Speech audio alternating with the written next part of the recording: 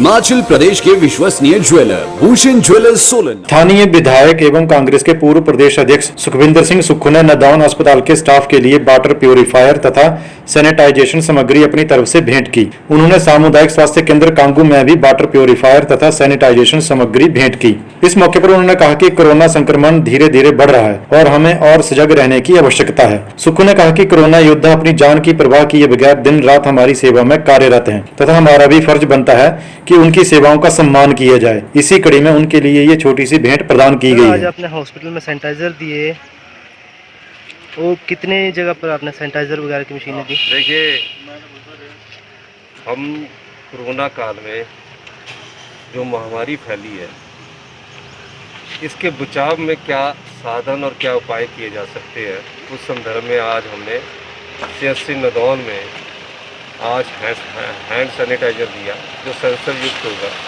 और सैनिटाइजेशन जितने भी लोग आएंगे उनको सैनिटाइज करेगा। ये जो हॉस्पिटल है, इसकी जो बिल्डिंग है 4 मंजिल की, जो कांग्रेस ने सैंक्शन की थी, इसमें लिफ्ट का प्रावधान भी था, वो बनकर अभी तैयार हो रही है।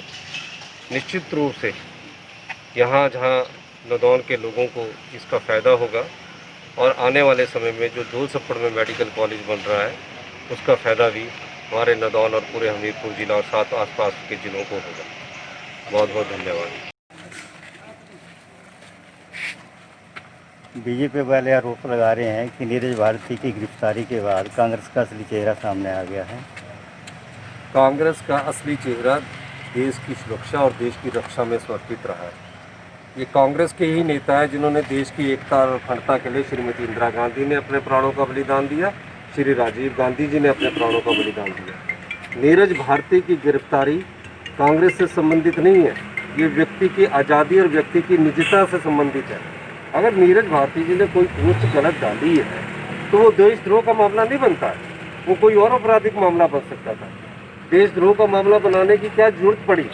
तो आज भारतीय जनता पार्टी का जो चेहरा है वो सामने आया है कि कोई इनके खिलाफ लिखे, कोई इनके खिलाफ बोले तो ये दमनकारी नीति अपनाते हुए देशद्रोह का आरोप लगा देते हैं, देशद्रोह का सैंक्शन लगा देते हैं। जबकि हम भी जानते हैं कि ये क्यों लगाए गए हैं, जबकि कोई और सैंक्शन के द्वारा, कोई और सेक्शन के द्वारा इसका आरोप लगाया जा सकता था।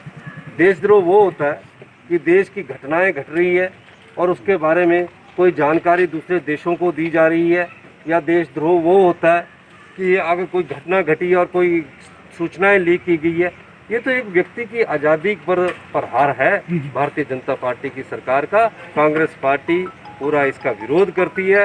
नीरज भारती कांग्रेस के विधायक रहे हैं, CPS रहे हैं।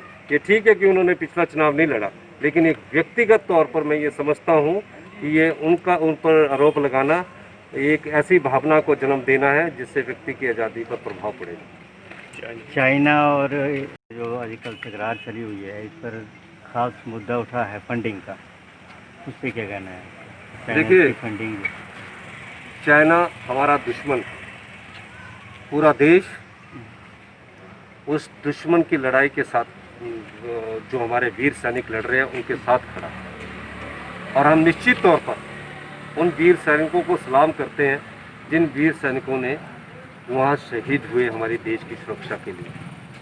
लेकिन उसको राजनीतिक रंग किसने दिया? राजनीतिक रंग भारतीय जनता पार्टी का नेतृत्व दे रहा है। राहुल गांधी जी जब उन पर ताबड़तोड़ पूछ रहे हैं कि जो 20 शहीद मरे हैं, जो हमारे जवान शहीद हुए हैं, उस संदर्भ में आप अपना बयान दीजिए कि कैसे वो शहीद हुए। क्या हमारी ज़मीन चाइना के कब्जे में है कि नहीं है, उसके संदर्भ में जवाब दीजिए। तो ये मुद्दा ले आते हैं राजीव गांधी फाउंडेशन का। राजीव गांधी फाउंडेशन जो है वो एक ऐसी संस्था है जिसमें गरीब, असहाय, अनाथ इन बच्चों की मदद की जाती है। अगर इसमें कोई भी दान व्यक्ति देता है, इस देश में काम करने वाला कोई भी आदमी दान देता है, तो इसका मतलब ये नहीं हुआ कि इस संस्था में दान देने वाले जो लोग हैं वो देश के गद्दार हो गए, या इस संगठन को दान देने वाले लोग देश के दुश्मन हो गए। भारतीय जनता पार्टी के PM केयर्स फंड में चाइना के कई जो लोग यहाँ काम करते हैं उन्होंने दान दिया। तो राजनीति नहीं होनी चाहिए। इस समय देश की सुरक्षा के लिए हम सब लोगों को एकजुटता का परिचय देकर राजनीतिक रोटियां नहीं सेकनी चाहिए, जो कि भारतीय जनता पार्टी हर चीज में राजनीतिक रोटियां सेक रही है। इस ट्रस्ट का पैसा हिमाचल दस्तक वेब टीवी के लिए हमीरपुर से रविंद्र चंदेल के साथ हैप्पी जामरा।